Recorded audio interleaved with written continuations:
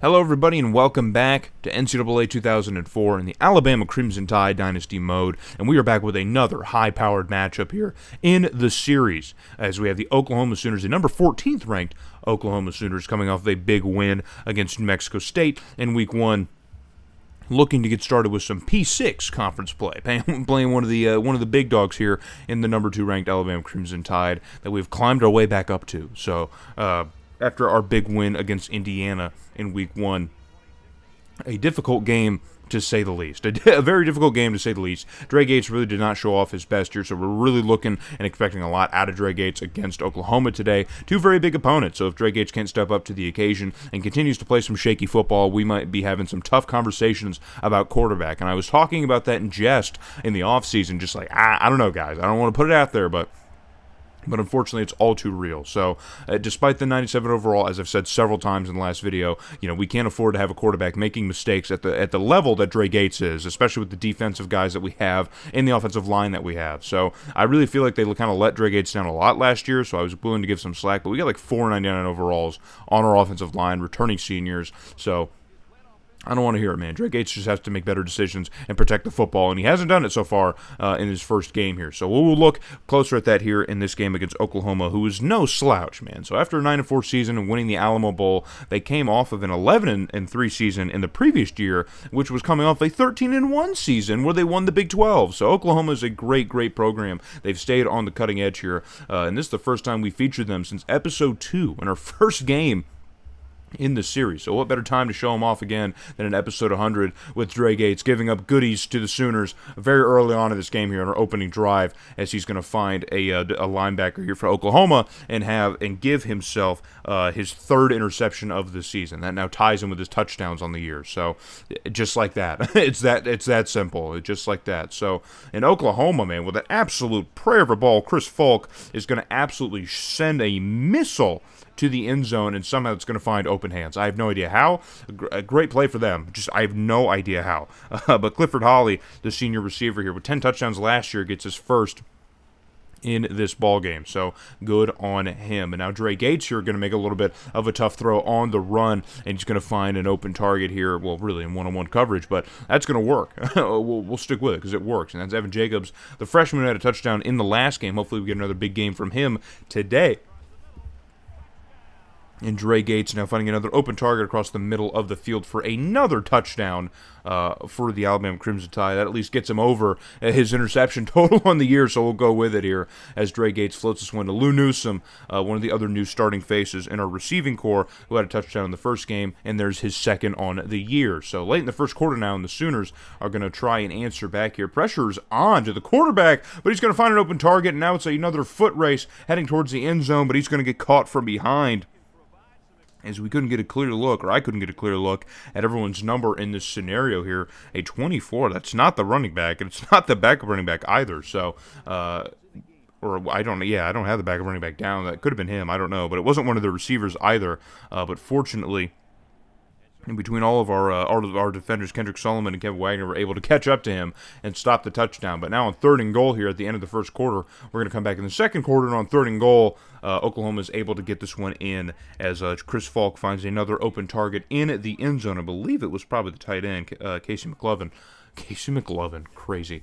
But now heading the other way here is the Crimson Tide, and Dre Gates floats one out here. It's a prayer of a ball, and you got to kind of clench anytime he does, kind of squint your eyes, because it could either be a great pass like this was, or it's an interception. There's no in between. It's either a fantastic pass, or it is a very unfortunate interception. So Gates with a ton of time to throw, like I was saying. We have the offensive line here. I don't want to hear the excuses. And Cliff Herman comes down with it on the other side of the field. We're going to flip the field, but fast forward to a 3rd and 11 now. Oklahoma trying to get us off the field. Gates, another clean pocket, rolls out of it, and across the middle finds an open target. It's Cliff Herman once again with another completion, and that's going to give us a first down and a fresh set of downs as we continue to move the football. But it's 3rd and 9 once again here. Oklahoma does not want to give up anything, man. Doesn't want to give up an inch, at least not on 1st and 2nd. And a very terrible pass here to Lionel Blackman going backwards. Nothing to do with that. Just a terrible throw, terrible decision.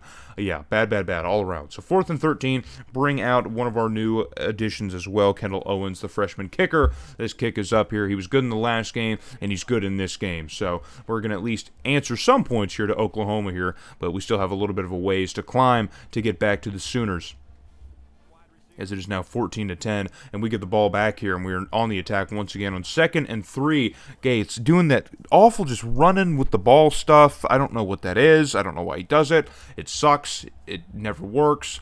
There's another interception, so not all things can be good with the Dre Gates start. You know, he already had 1, so that's 2 on the game, and he already had 2 in the last game. So, sky's the limit for him, I guess. We'll see how many more he can throw.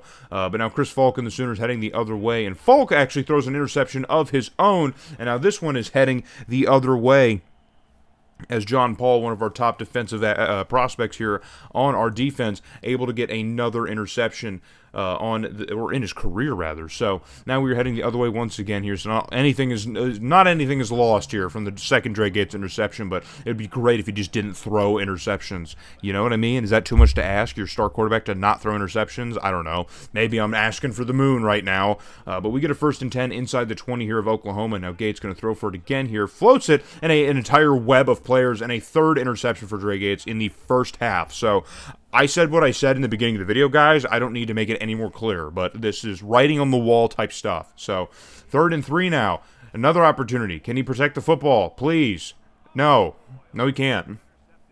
Almost intercepted. I'm just so used to it, I almost said it. But the pass was broken. But on 4th and 3, Sick Naban says, dude, get out there and make something happen. I don't care. Last play of the first half here, a collapsing pocket, and Gates finds an open target, and it's caught for a touchdown. So maybe Sick Naban knows something that I, as a spectator, we as spectators, are unaware of. Maybe he knows that Dre Gates just can do stuff like this. And he's like, dude, you just got to force it, man. Just keep forcing the square peg in the round hole, and it will eventually break and go inside of it. I'm sure of it.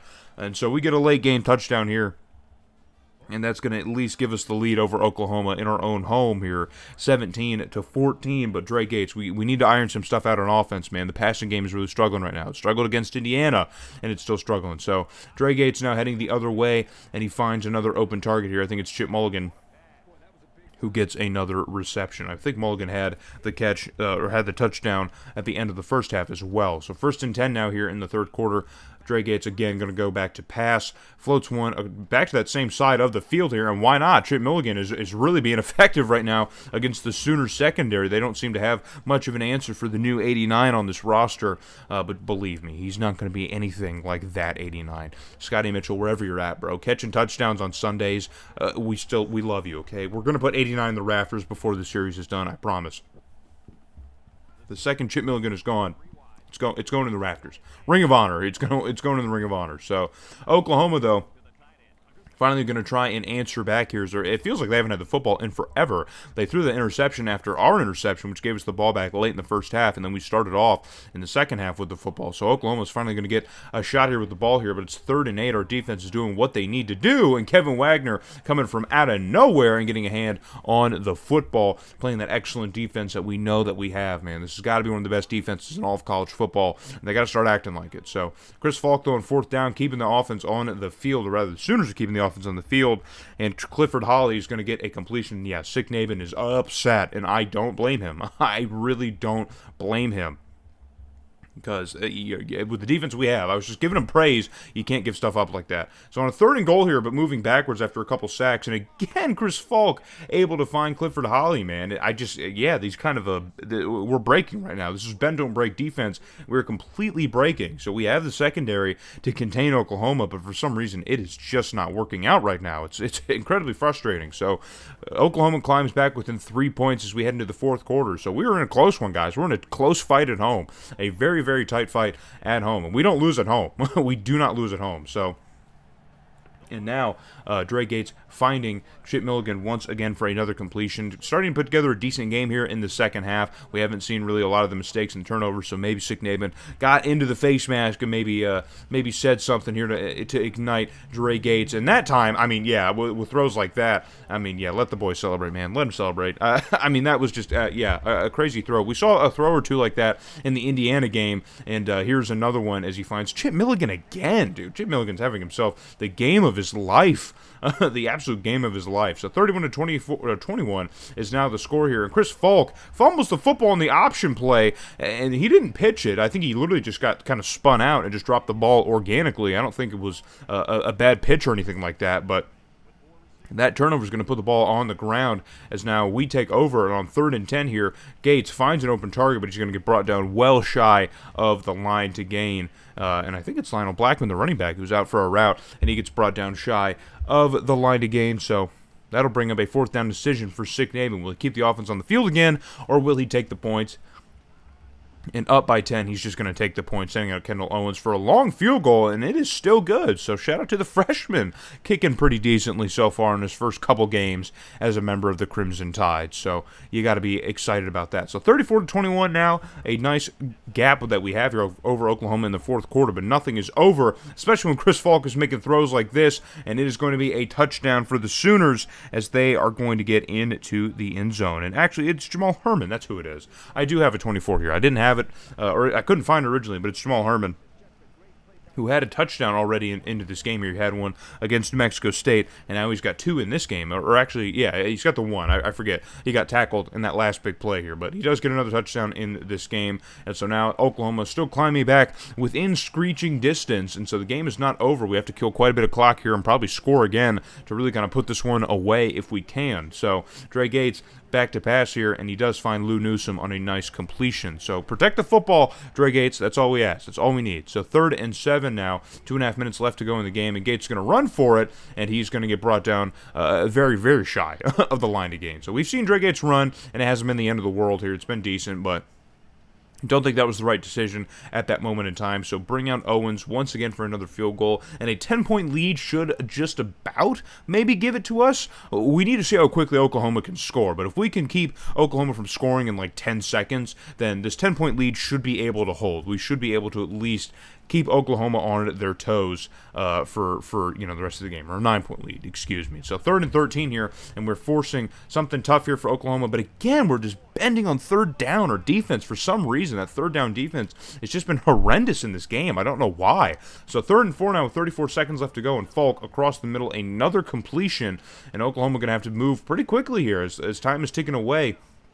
It's going to stop for the 1st down, but still, only 30 seconds. Got to be very fast with it here. So 29 seconds and counting, and Falk is going to get the spike down here, only losing a few seconds.